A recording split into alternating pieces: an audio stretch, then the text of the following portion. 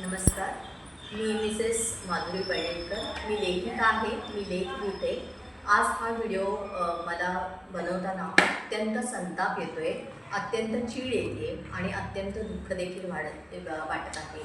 कारण सासपडे गावात आर्या चव्हाण ही अवघी 13 वर्षाची शाळेत शिकणारी मुलगी, ती जेव्हा घरी येते, कपडे बदलत असते, तेव्हा तिच्यावर अतिप्रसंग बलात्कार करण्याच्या उद्देशानेच एक नराधम येतो आणि तिने प्रतिकार केल्यावर तिचा खून करण्यात येतो.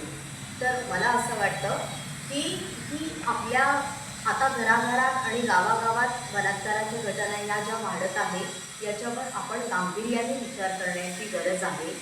निर्भयापासून आपण बघत गेलो असू तर निर्भयापासून, मग तो निर्भयाचा हत्याकांड असू दे किंवा RJ मेडिकल कॉलेजमधले बलात्कार असू दे, प्रत्येक राज्यामध्ये रोज विविध ठिकाणी बलात्कार होत असतात. आपण वृत्तपत्र बघतो तेव्हा आपण बलात्काराच्या या वाढत्या घटना बघतो आणि आपण काहीच करू शकत नाही याचा आपल्याला संताप येतो.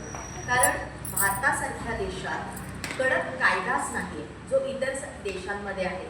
तर कुठंतरी या कडक शिक्षेची तरतूद नसल्यामुळे या घटना वाढत आहेत. तर असं वाटत नाही का?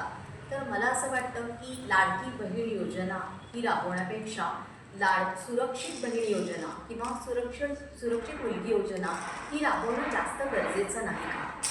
आणि याच्यात जे बलात्कार करणारा असतो, आता आर्याच्या घटनेत सुद्धा हा जो आरोपी आहे, तर याने आधीसुद्धा हा गुन्हा केलेला होता. त्याची गुन्ह्याची पार्श्वभूमी असताना देखील तो पोक्सो अंतर्गत जामीन मिळून सुटला. तो जर त्यावेळी सुटला नसता तर कदाचित आर्याच्या घटनेची पुनरावृत्तीची घटना घडलीच नसती. तर मला असं वाटतं की कुठेतरी पोलीस यंत्रणा, कुणाला यांचं पाठबळ मिळतं, हे गुन्हेगार असे मोकाट कसे सुटतात, या सगळ्या मुद्द्यांवर विचार करण्याची गरज आहे.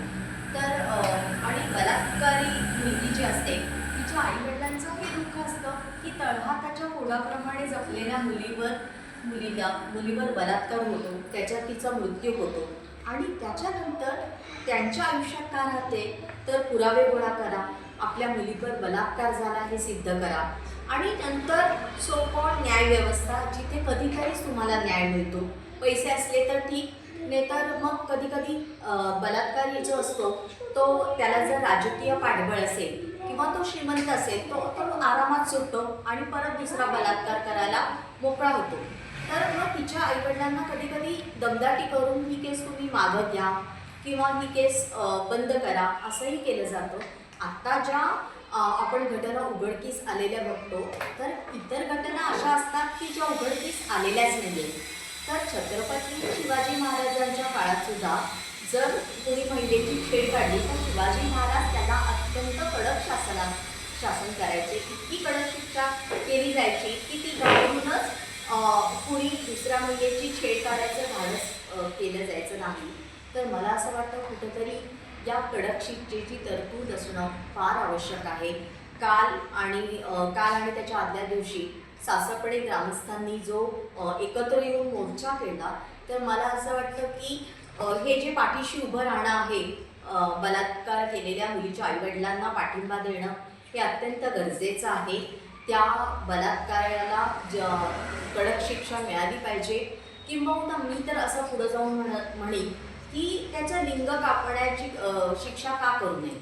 जर तो एवढं कृत्य करू शकतो तर आपण इतकी कडक शिक्षा जेव्हा करू तेव्हाच कुठे या बलात्काराच्या घटना कमी होतील.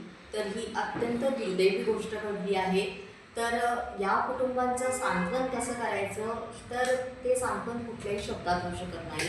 पण मला असं वाटतं की भारतात मुलगी सुरक्षित राहिली पाहिजे, हे अभियान राबवणं जास्त गरजेचं आहे. मुलींना संध्याकाळी दुर्दैवाने अशी गोष्ट आहे की मुलगी संध्याकाळी गेली असताना सुद्धा तिच्या आईवडिलांना कायम ही रुखरुख असते की ती परत काळजीने की ती परत सुखरूप येईल का. तर भारतासारख्या देशात मला असं वाटतं की मुलींची सुरक्षितता हा विषय गांभीर्याने घेतला पाहिजे. सरकारने योग्य पावलं उचलली पाहिजे. गुन्हेगार सुटले नाही पाहिजेत. गुन्हेगारांना कडक शिक्षा झाली पाहिजे.